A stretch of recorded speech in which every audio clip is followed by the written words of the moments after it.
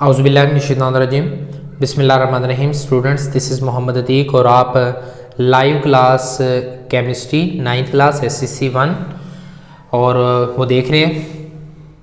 और स्टूडेंट्स, ज़रा मैं एक बार कंफर्म कर लूँ अपने एंड पे कि आपको रिज़ल्ट जो है वो क्लियर है जी। अच्छा, तो बच्चों को कल कुछ बच्चों ने बोला कि सर वो जो आपने न्यू मेथड करवाया था वो मुश्किल है। तो बेटा वो मैंने मेथड जो है वो आपने क्योंकि उस तरह के पहले क्वेश्चन किए हुए थे, मैंने इसलिए आपको वो करवाया क्योंकि आपने नंबर ऑफ़ एटम वैसे ही आपने कैलकुलेट करने हैं। ठीक है, एक और भी मेथड है लेकिन वो फिर आपको जो है एक और फार्मूला याद करना पड़ेगा। तो मैं ये चाह रहा था कि एक फार्मूला भी आपको याद ना करना पड़े, बस थोड़ा सा मेथड देख लो, ईजीली आप वो कर सकते हो। दोबारा एक क्वेश्चन को मैं करने लगा हूँ। क्वेश्चन में बुक से देख लेता हूँ। क्वेश्चन आपके पास है, वो कहता है 5 ग्राम ऑफ हाइड्रोजन के मोल फाइंड करें। नंबर ऑफ मोल बेटा वो कहता है फाइंड करो किसके, मैस गिवन कितना है, मैस गिवन बेटा आपको दिया हुआ है 5 ग्राम। ठीक हो गया, मैस गिवन 5 ग्राम है किसका, हाइड्रोजन का। हाइड्रोजन आपको पता है हाइड्रोजन H की फॉर्म में नहीं बल्कि H2 की फॉर्म में रहती है। जब H2 की फॉर्म में होगी तो इसका मोलर मैस कितना होगा, 2 होता है। कितना होता है इसका मोलर मैस बेटा, 2 होता है। अब देखिए आप लोग ना घबरा गए, आप जब घबराए ना कि हैं ये मेथड आ गया, ये तो हमने किया ही नहीं हुआ था, तब आप लोगों को जो है ना वो मसला बना। बेटा याद रखिएगा केमिस्ट्री के अंदर बहुत सारी अजम्पशंस हैं। आप तो अभी केमिस्ट्री पढ़ रहे हो, बेसिक अभी स्टार्ट किया आप लोगों ने। केमिस्ट्री के अंदर जब आप हायर लेवल तक जाते हो इतनी ज़्यादा अजम्पशन है कि जी मैंने ये सपोज कर लिया, जी मैंने ये सपोज कर लिया। तो केमिस्ट्री के अंदर बहुत सारी चीज़ें होती हैं जिनको आपने एब्जॉर्ब करना होता है, बजाय इसके कि उसको आप एक ही मेथड कहें कि मैं जी हर तरह के क्वेश्चन इसी मेथड से करूं, तो ऐसा नहीं पॉसिबल। तो इसको एब्जॉर्ब किया करें बेटा। चलिए अब मैं फार्मूला लिखता हूं जी। मैंने जो आपको फार्मूला कराया था, number of mole is equal to given mass divided by molar mass. अच्छा जी, नंबर ऑफ मोल ऐसे आ जाएंगे। गिवन मैस बेटा कितना है आपको 5 ग्राम, आप यहाँ पे लिखेंगे 5 डिवाइडेड बाय 2, आंसर इसका क्या आ जाएगा 2.5 मोल्स आ जाएंगे। कितना आ जाएगा 5 मोल। नेक्स्ट इसको दूसरे तरीके से करता हूँ। मैंने कहा जी 1 मोल ऑफ हाइड्रोजन जो होता है, 1 मोल ऑफ H2 उसका मैस कितना होता है 2 ग्राम। 1 मोल ऑफ हाइड्रोजन का मैस कितना होता है 2 ग्राम। अब जरा देखो मैं इसको यूं लिख सकता हूं कि 1 मोल ऑफ H2 डिवाइडेड बाय 2 लिख सकता हूं। यहां पे क्या रह जाए 1, मैंने इसको सपोज कर लिया कि 1 मल्टीप्लाई बाय 2 है। ठीक है, 2 इधर आगे क्या हो गया, डिवाइड हो गया। 2 यहां पे क्या हो गया, डिवाइड हो गया। तो आपके पास पीछे क्या रह गया 1 ग्राम। अगर 1 ग्राम का मैं देखूंगा तो 2 इधर आके क्या हो जाएगा बेटा, आपका डिवाइड हो जाएगा। ठीक हो गया। अब उसने कहा है कि 5 मोल का मुझे फाइंड करके दो। गिवन मैस कितना है 5 मोल। आपने क्या किया, इक्वेशन को मल्टीप्लाई कर दो बोथ साइड, किससे 5 से। इस इक्वेशन को जरा मल्टीप्लाई करें बेटा 5 से, ये बन जाएगी 5 multiply by 1/2 mole of H2 is equal to 5 gram. ऐसे हो जाएगा ना, इसके साथ मल्टीप्लाई हो गए। और इसको जरा आप यूं लिख लें 5 मोल ऑफ H2 है, 5 मोल ऑफ H2 है divided by 2 is equal to है 5 ग्राम। इसको इससे जरा कटिंग कर दो, ये बन जाएगा 2.5 mole of H2 is equal to 5 gram. यानी कि जब हाइड्रोजन कितनी होगी 5 ग्राम होगी तो उसका आंसर क्या आएगा, हमेशा 2 मोल ही बनेगा। उसमें नंबर ऑफ मोल बेटा कितने होंगे 2 मोल ही होंगे। तो इस तरह बेटा घबराया ना करें, उसको एब्जॉर्ब किया करें और कोशिश किया करें उस जो चीज़ आपको समझाई जा रही है उसको समझें, बजाय इसके। अब कई बच्चों ने मुझे बोला सर जी हम इसे पहले मेथड से क्यों नहीं कर रहे, उसलिए नहीं कर रहे क्योंकि बेटा मैंने जो अगला क्वेश्चन करवाना है वो उस पर यही फार्मूला लगेगा या इसके अलावा एक और फार्मूला लगेगा, वो अब आप लोगों ने नहीं किया हुआ, तो इसलिए मैं आपको ये इजी मेथड करवा रहा हूँ। ठीक हो गया। चलिए मैं ना ज़रा इसी क्वेश्चन में थोड़ी सी चेंजिंग लेके आता हूँ। मैंने यहाँ पे आपको दे दिया जी मैस दे दिया, गिवन मैस। आपको मैं ये हाइड्रोजन की जगह यहाँ पे वाटर कर लेता हूँ, यहाँ पे कर लेता हूँ H2O। गिवन मैस आपको दे दिया बेटा 100 ग्राम। अब H2O का ज़रा देखिएगा मोलर मैस कितना होता है। H2O का आपने फाइंड किया हुआ है 18 ग्राम होता है। कितना होता है? 18 ग्राम। अब ज़रा वैल्यू के अंदर इसमें पुट कर दें 100 डिवाइडेड बाय 18। इसका आंसर तकरीबन आपके पास आई थिंक आता है 5.55। कल भी यही करवाया था। ये आपके पास इसके आ जाएंगे नंबर ऑफ मोल्स आ जाएंगे। अब इसी फार्मूले को मैं कुछ यहाँ पर एडजस्ट करता हूँ, हाइड्रोजन की जगह H2 कर दूँ, यहाँ पे भी H2O कर दूँ, यहाँ पे भी H2O। ये कटिंग हो जाएगी, ये सारा कटिंग हो जाएगा। बल्कि मैं इससे दोबारा ही कर देता हूँ वरना आप फिर कंफ्यूज हो जाएंगे। अच्छा जी, 1 मोल ऑफ H2O कितना होगा? 18 ग्राम। मोलर मैस निकालें, उसके साथ जी लगा दें, ग्राम बन जाएगा। मैं इस क्या करता हूँ 1 मोल ऑफ H2O डिवाइडेड बाय 18। इधर हमेशा क्या लेके आना है? 1 ग्राम बनाना है आपने। इस साइड पे आपने क्या लगाना है? बनाना है 1 ग्राम बनाना है, ठीक है। अगर यहाँ पे मोल दे दें तो यहाँ पे 1 मोल लेके दूसरी तरफ लेके आना है। अब आपको क्या कह रहे हैं, अब उसमें ना चले जाना मोल वाले पे, वो जब मैं करवाऊंगा फिर समझ लीजिएगा। अभी यहाँ पे देखें 1 ग्राम आपने लेके आना है। 1 मोल ऑफ वाटर जो है वो उसने आपको दे दिया और 1 ग्राम का इतना आ जाएगा। उसने आपसे पूछा 100 ग्राम का। आप क्या करें? Multiply by 100 on both side. दोनों तरफ 100 से मल्टीप्लाई कर दें, ये बन जाएगा 100 multiply by 1/18 mole of H2O is equal to है 100 ग्राम। कितना बन गया? 100 ग्राम। अब जरा बेटा इसको इसके साथ मल्टीप्लाई कर दो तो ये बन जाएगा 100 mole of water divided by 18 is equal to है 100 ग्राम हो जाएगा। अब देखें इसको इसके साथ ज़रा कटिंग करेंगे, बन जाएगा 5.5। तो ये आप लिखोगे 5.5 बल्कि 55 है mole of H2O is equal to है 100 ग्राम।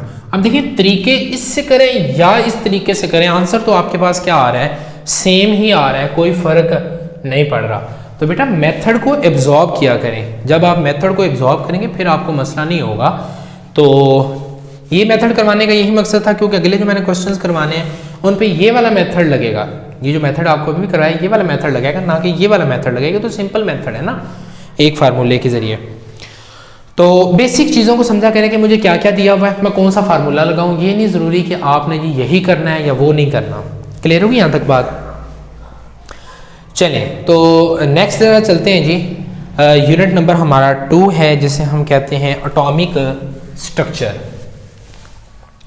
एटॉमिक स्ट्रक्चर बेटा यूनिट 2 स्टार्ट करने से पहले आपको ये बताऊंगा कि एटम जो है ना वो आज तक किसी ने नहीं देखा, ना किसी इलेक्ट्रॉन माइक्रोस्कोप के नीचे, ना किसी और माइक्रोस्कोप के नीचे एटम नहीं आज तक नजर आया हुआ है।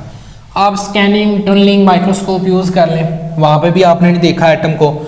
ना आपने लाइट के नीचे तो वैसे नहीं नजर आता, कंपाउंड के नीचे वैसे नहीं आता, इलेक्ट्रॉन के नीचे वैसे नहीं आया नजर। हाँ, शवाहिद जरूर मिले कि there is the smallest particle of every object every matter that is called atom. Atom होता है, लेकिन ये आज तक किसी ने नहीं देखा कि एटम होता कैसा है। ठीक हो गया? हाइड जो इसकी थ्योरी थी ना, इसको हम एक माइक्रोस्कोप इस्तेमाल करते हैं STM। ये एब्रीविएशन है scanning tunnelling microscope. Scanning tunnelling microscope. जो स्कैनिंग टनलिंग माइक्रोस्कोप है ना, ये यूज क्या करती है? इलेक्ट्रॉन को ही यूज करती है। इलेक्ट्रॉन को यूज करती है but as wave not a particle. अच्छा, ये लाइन पे घबराना नहीं है आपने, बस सिर्फ इस चीज को याद करना है, स्कैनिंग टनलिंग माइक्रोस्कोप। इस चीज को नहीं आपने पढ़ना। ये मैं उन हजरात के लिए ये बात बोल रहा हूँ जिन्होंने बाद में इस वीडियो लेक्चर को भी सुनना है और उनको इस बात की समझ आ गई है। जो 9th क्लास वाले हैं उन्होंने इस चीज़ पे नहीं बैठा जाना, ये आपके सिलेबस का नहीं है हिस्सा। ठीक हो गया? चलिए सबसे पहले ना बेटा बात करते हैं जी रदरफोर्ड की।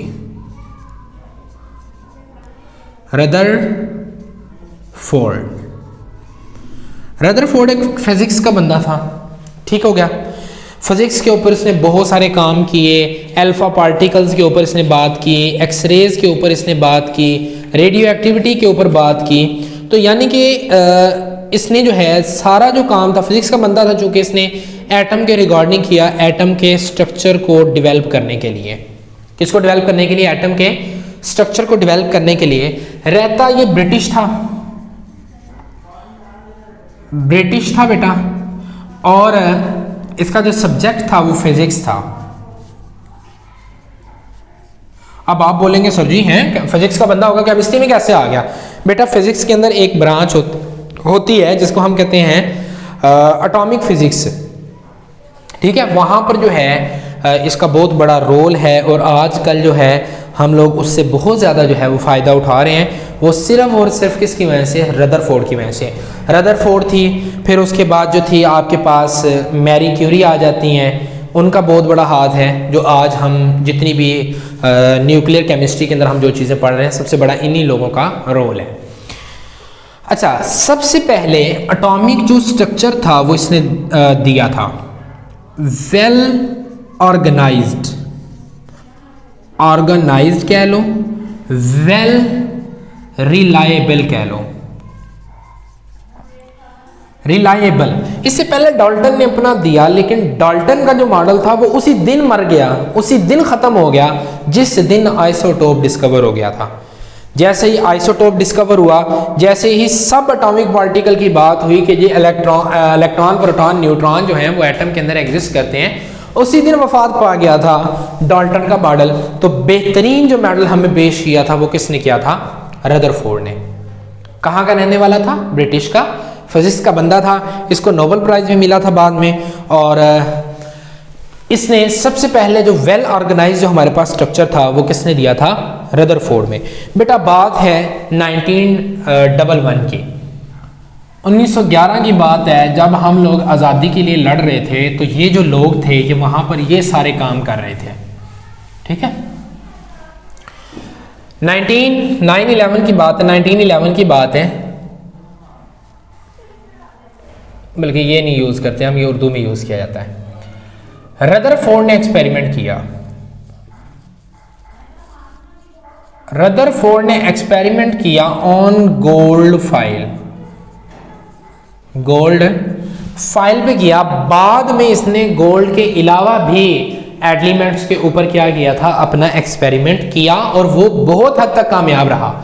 यानी कि जो रिजल्ट इससे आए थे वही रिजल्ट उससे आए थे, जो उसने बाद में एक्सपेरिमेंट दूसरे एलिमेंट्स के ऊपर किया था। जी तो बेटा इसने गोल्ड फाइल ली, और गोल्ड फाइल की जो थिकनेस थी ना, थिकनेस ऑफ गोल्ड फाइल, वो आपकी जो बुक में लिखे हैं वो है 0.304 सेंटीमीटर। लेकिन इसी तरह अगर आप पंजाब टेक्स्ट बुक बोर्ड को देखो तो उसके अंदर एक जो है वो ज़ीरो का और इजाफा है, वो है 0.404 है, ठीक हो गया। ये सेंटीमीटर उसने क्या लिए? फाइल ली, और उसने लिए जी अल्फा पार्टिकल। अल्फा को यू रिप्रेजेंट करते हैं, अल्फा पार्टिकल्स। अल्फा पार्टिकल्स क्या होते हैं बेटा? जो H++ ऐसे लिख लो, या He2+ ऐसे लिख लो, कोई मसला नहीं है। ये जो रेडिएशंस होते हैं, ये शुआएं होते हैं, जैसे लाइट होती है ना, उस तरह की ये भी रेडिएशन होती है। उन्हें आप क्या कहते हो? अल्फा पार्टिकल कहते हो। क्या कहते हो बेटा? अल्फा पार्टिकल्स कहते हो। इसने अब एक्सपेरिमेंट किया क्या था? इसने ना बेटा ये अल्फा पार्टिकल्स जहां से आते थे ना, वो एक साल्ट होता है, एक एलिमेंट है, उससे भी निकलते हैं, साल्ट से भी निकलते हैं। मैं यहाँ पे एलिमेंट को जिक्र करता हूँ। यहाँ पे जो एलिमेंट था उसे कहते हैं पोलोनियम, पोलोनियम और रेडियम। रेडियम और पोलोनियम से क्या निकलते हैं बेटा? Alpha particle. इसने उन सोर्स को यहाँ पे रख लिया जिससे क्या निकलते थे? Alpha particle. किससे निकलते थे बेटा? पोलोनियम और रेडियम से जो है ये अल्फा पार्टिकल निकलते हैं। उसने उसे एक डब्बे में रखा, वो किसका बना हुआ था? लेड का बना हुआ था। लेड एक मेटल है, लेड जो है एक एलिमेंट है जो आपके पास कहाँ पे पाया जाता है, ये जो आपकी पेंसिल नहीं होती कच्ची पेंसिल, इसका जो सिक्का होता है वो असल में किसका बना होता है, लेड का बना होता है। सादा अल्फाज में अब आपको मैं समझा रहा हूँ, मैं उसको मेटल नॉन मेटल वो वाला कंसेप्ट में आपको दे रहा हूँ। हुआ क्या कि आपके पास ये जो पोलोनियम था यहाँ से क्या निकलेंगे, अल्फा पार्टिकल यहाँ से क्या गए, सीधे गए। उसने क्या किया, इन अल्फा पार्टिकल को लिया, लेने के बाद यहाँ से लाखों की तादाद में अल्फा पार्टिकल गए, लाखों की तादाद में। ठीक हो गया। जब ये अल्फा पार्टिकल गए तो आगे उसने क्या रखी हुई थी, क्या, गोल्ड फाइल रखी हुई थी। उसकी मोटाई कितनी है बेटा, उसकी सिर्फ और सिर्फ मोटाई है 0.440 सेंटीमीटर।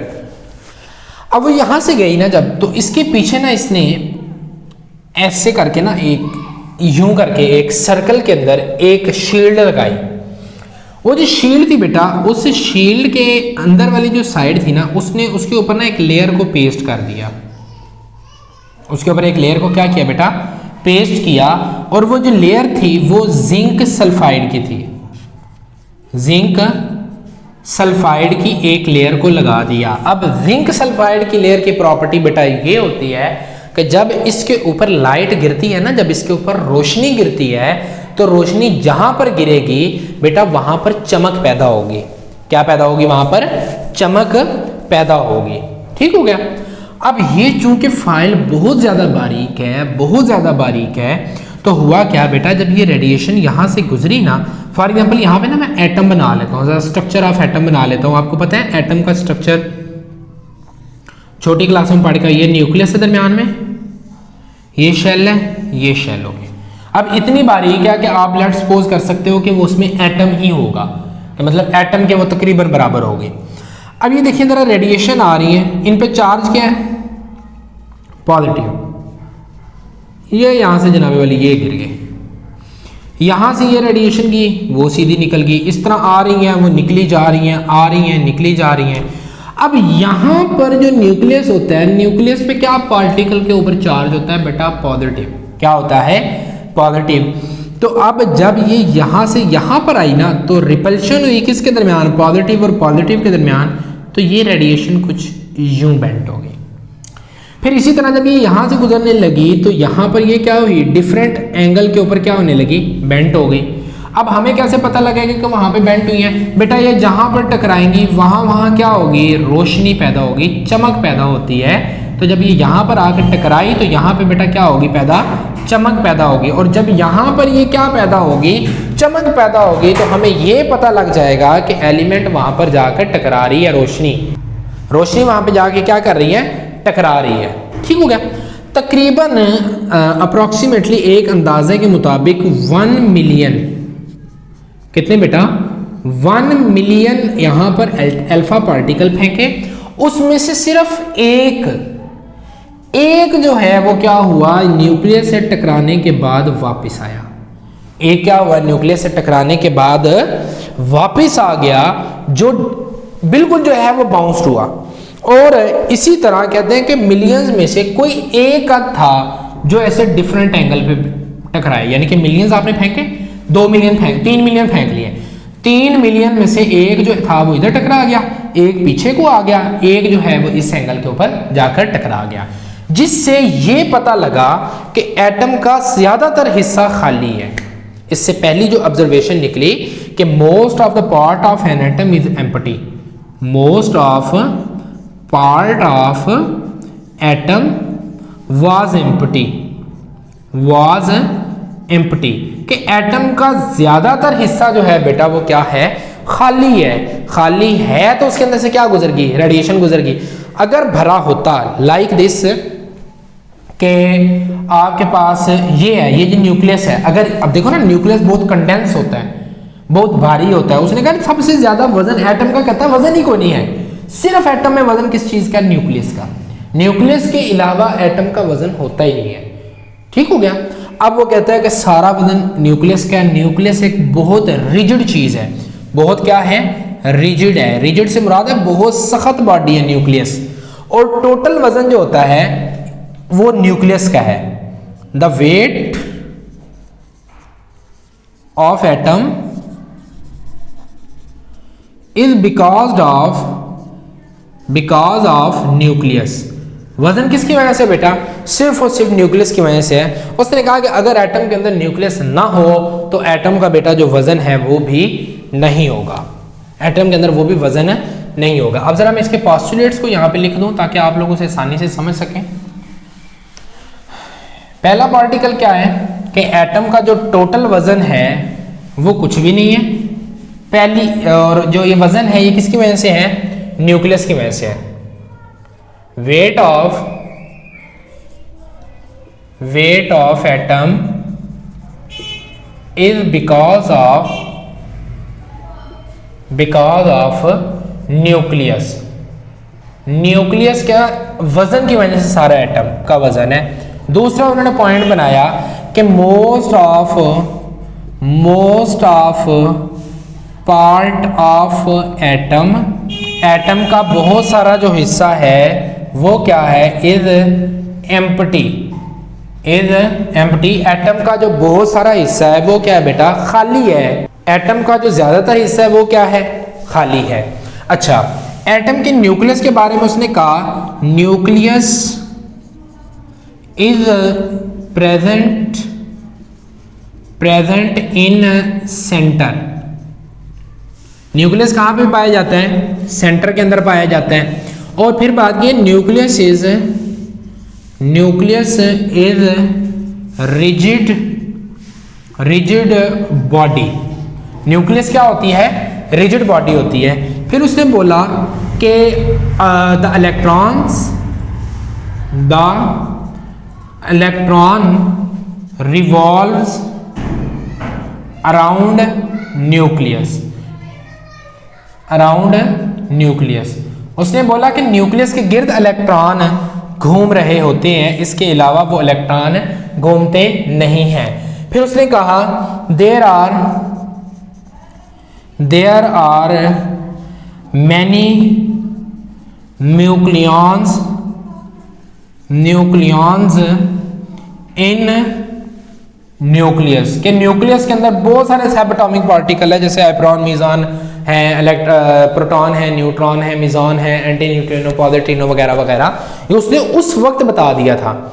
फिर उसने कहा था न्यूक्लियस के ऊपर कौन सा चार्ज होगा? पॉजिटिव होगा। इलेक्ट्रॉन के ऊपर क्या हो जाएगा? नेगेटिव चार्ज होगा। यहां तक बात क्लियर है? ये थी उसकी सारी थ्योरी, जिसको बाद में गलत साबित कर दिया गया। इसका जो था ना बेटा, जो कंसेप्ट था इस बंदे का, इसने कहा था कि ये न्यूक्लियस है, इसके गिर्द ये इलेक्ट्रॉन घूम रहा है। जैसे ये सूरज होता है ना, सूरज के गिर्द Mercury, Venus, Earth, Mars, Jupiter, Saturn, Uranus, Neptune, Pluto सारे घूम रहे हैं। अर्थ के प्लेनेट किसके गिर्द घूम रहे हैं? सन के गिर्द। तो इसी तरह इसने कहा था कि न्यूक्लियस के गिर्द शेल्स के अंदर क्या घूम रहे हैं? इलेक्ट्रॉन घूम रहे हैं। ये इसका कॉन्सेप्ट था। अब उन्होंने ये बोला कि जी इसके अंदर जो उसने ड्रॉबैक निकाला, उन्होंने कहा कि अगर न्यूक्लियस पे पॉजिटिव चार्ज है, बाहर क्या है? नेगेटिव चार्ज है, तो जब ये इसके गिर्द घूमता है, जब भी कोई बॉडी फिजिक्स के मुताबिक जब भी चार्ज बॉडी के गिर्द घूमती है तो वो हमेशा एनर्जी को रिलीज करती है। क्या करती है? एनर्जी को रिलीज करती है। फॉर एग्जांपल यहाँ पे कोई एलिमेंट एक्स है, यहाँ पे कोई वाई है। जब ये इसके गिर्द घूमेगा ना पॉजिटिव के करीब, तो आहिस्ता आहिस्ता यहाँ से एनर्जी को क्या करेगा?